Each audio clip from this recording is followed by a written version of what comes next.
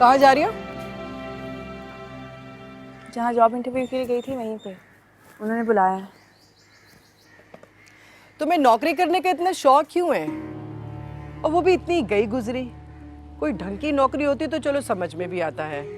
पहले तुम वो बस में धक्के खाती रही, कम बदनामी हुई, और अब ये तुम टेलीफोन ऑपरेटर की जॉब कर रही हो। डिग्री तो तुम्हारे पास कोई है नहीं कि तुम्हें कोई इज्जत वाली जॉब मिले। मेरी बात मानो, कोई अच्छा सा लड़का देख के शादी कर लो, अपना घर बसा लो, वरना तुम जैसी खूबसूरत लड़कियों को ना माशरे वाले जीने नहीं देते। आपके मशवरे का शुक्रिया, लेकिन आप जानते हैं कि मैं किस हादसे से गुजरी हूँ। इसकी भी जिम्मेदार तुम खुद हो। क्या जरूरत थी इतने बड़े आदमी के साथ चक्कर चलाने की? अब क्या सारी जिंदगी तुम रिश्तेदारों के घर में इसी तरह पड़ी रहोगी? पहले बहन के घर और अब फुप्पी के घर। मैंने तुम जैसी पढ़ी लिखी लड़कियों को बहुत ख्वार होते हुए देखा है। तुम भी जॉब ट्राई करके देख लो, और अगर नौकरी ना मिले ना तो खुदा के वास्ते हैदराबाद वापस चली जाना, यहाँ पर आने की कोई जरूरत नहीं है। और हमारे घर के हालात तो तुम्हारे सामने हैं, किस तरह पेट काट कर हम अपने बच्चों को पालते हैं ये हम जानते हैं। आगे तुम समझदार हो। जी।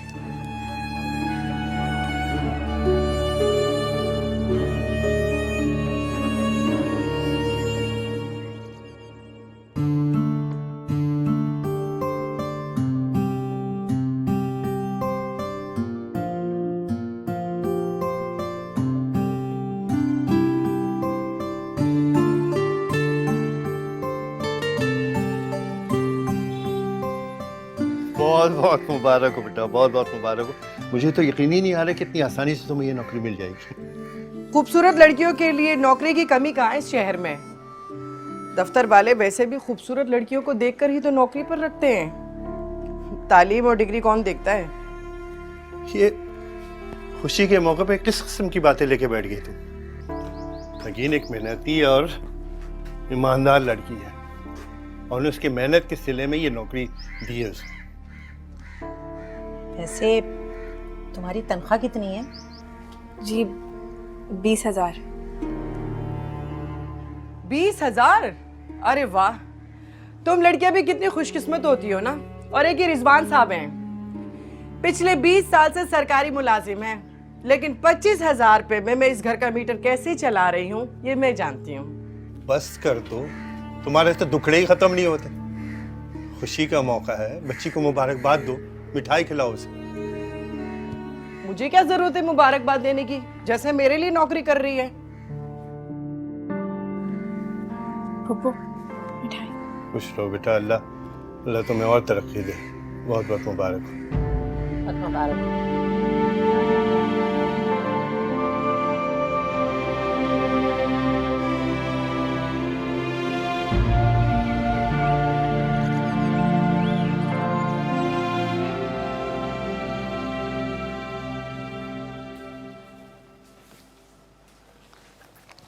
भाभी ये रख लें। ये क्या है? ये कुछ एडवांस है, दफ्तर वालों से लिया था। तुम मुझे क्यों दे रही हो? देखिए, मैं आप लोगों की मजबूरियों को समझती हूँ, जानती हूँ अगर यहाँ पे रुकूंगी तो आपकी माली हालात पर बोझ बनी रहूंगी, इसीलिए चाहती हूँ कि ये आप रख लें। अच्छा, रिश्वत दे रही हो मुझे? इतना गिरा हुआ समझा हुआ है मुझे? बिल्कुल नहीं भाभी, आप मुझे गलत समझ रही हैं। मैं इस घर का फर्द बनकर रहना चाहती हूँ, मेहमान नहीं। इसीलिए मैं चाहती हूँ कि आप ये रख लें। अच्छा, तुम जिद कर रही हो तो मैं रख लेती हूँ। वैसे दिल तो नहीं चाह रहा था मेरा, मेहमान से भला कौन पैसे लेता है। अच्छा सुनो, इन पैसों के बारे में ना अम्मा को और रिजवान को मत बताना, वरना वो लोग ये समझेंगे कि मैंने तुमसे पैसों का तकाजा किया है, जबकि ये पैसे तुम मुझे खुद दे रही हो। मैंने तुमसे पैसे नहीं मांगे।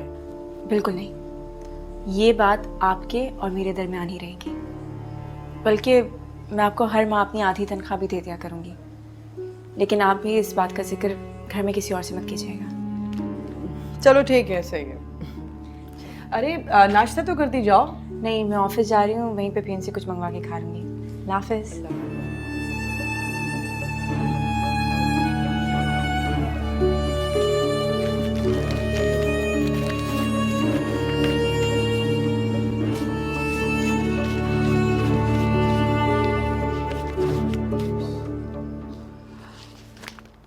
क्या जरूरत थी तुम्हें नायला भाभी को पैसे देने की? अगर देने ही थे तो कम से कम पुप्पी पुप्पा को बताकर तो देती, उनको भी पता होता।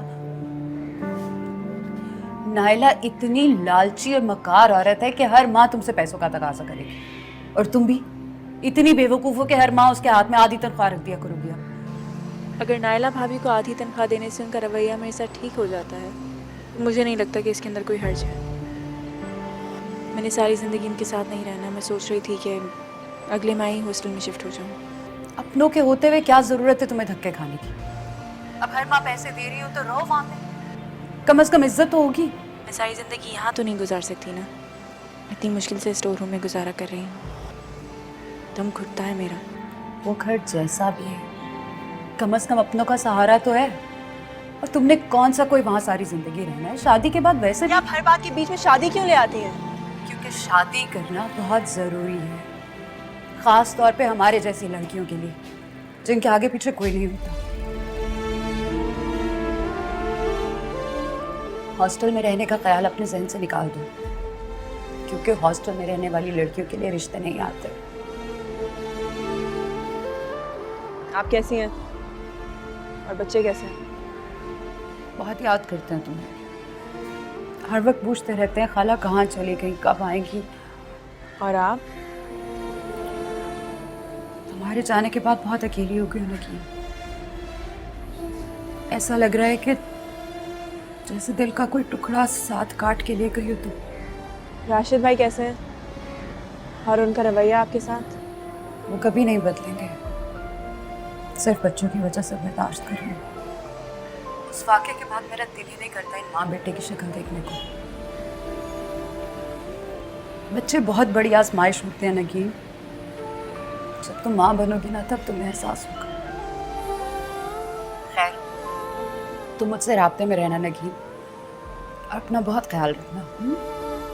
या